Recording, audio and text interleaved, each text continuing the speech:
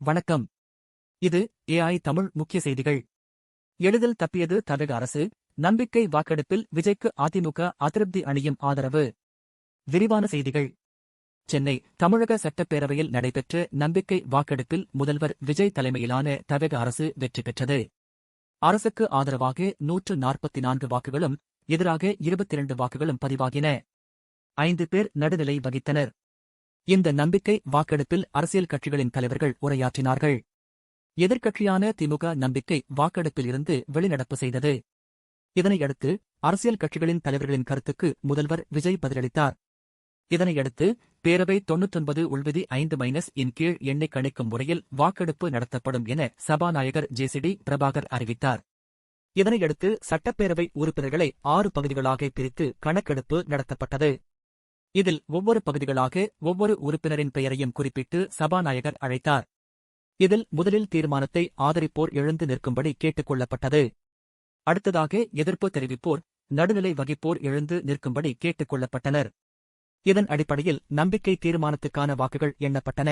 இந்த தீர்மானத்தில் அதிமுகவில் எடப்பாடி பழனிசாமி தலைமையிலான அணி எதிர்ப்பு தெரிவித்த நிலையில் எஸ்.பி. வேலுமணி தலைமையிலான அணி ஆதரவு தெரிவித்தது.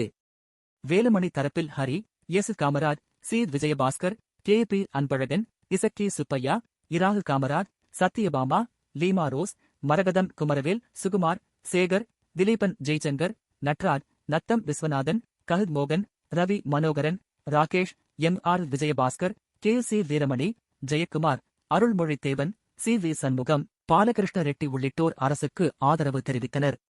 எடப்பாடி பழனிசாமி தரப்பில் ஓ.எஸ். மணியன், அக்ரி கிருஷ்ணமூர்த்தி, கருப்பண்ணன், ஈசீர் கோவிந்தராஜன், சு. பழனிசாமி, ராமச்சந்திரன், உஷாராணி, ஜெயசுதா, சம்பத்குமார், தளவாய் சுந்தரம், நல்லதம்பி, ராஜசேகர், ராஜேந்திரன், கோ. வெங்கடாசலம், வெற்றிவேல், வேலழகன், ஜெயசங்கரன் உள்ளிட்டோர் தீர்மானத்தை எதிர்த்தனர். பாமக, பாஜக இந்த வாக்கெடுப்பில் நடுநிலை வகித்தது. இதன் அடிப்படையில் விஜய் தலைமையிலான தமிழக அரசுக்கு ஆதரவாக 144 வாக்குகளும் எதிராக 22 வாக்குகளும் பதிவாகின. 5 பேர் நடுநிலை வகித்தனர். நம்பிக்கை வாக்கெடுப்பில் தமிழக அரசு வெற்றி பெற்றதாக அறிவிக்கப்பட்டது. நம்பிக்கை வாக்கெடுப்பு நடந்தது என்ன?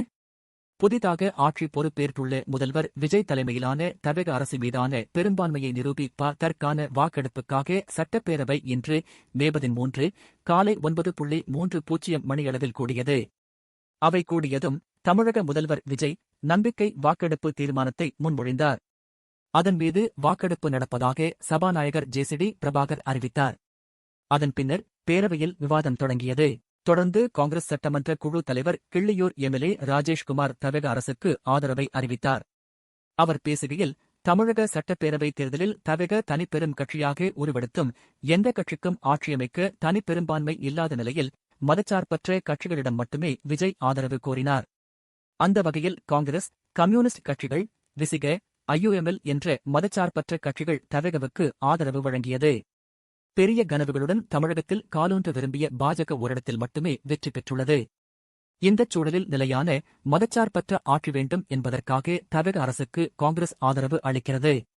எங்களின் தலைவர் ராகுல் காந்தியின் வழிகாட்டுதலின்படி தமிழக அரசுக்கு என்றும் உறுதுணையாக இருப்போம் என்றார். தொடர்ந்து மார்க்சிஸ்ட் கம்யூனிஸ்ட் கட்சி எம்.எல்.ஏ. செல்லசாமி பேசுகையில், தமிழகவை தனிப்பெரும் கட்சியாக தமிழக மக்கள் தேர்வு செய்துள்ளனர். தமிழகத்தில் குடியரசுத் தலைவர் ஆட்சி அமைந்துவிடக்கூடாது என்பதற்காக தமிழகவை சிபிஎம் ஆதரிக்கிறது.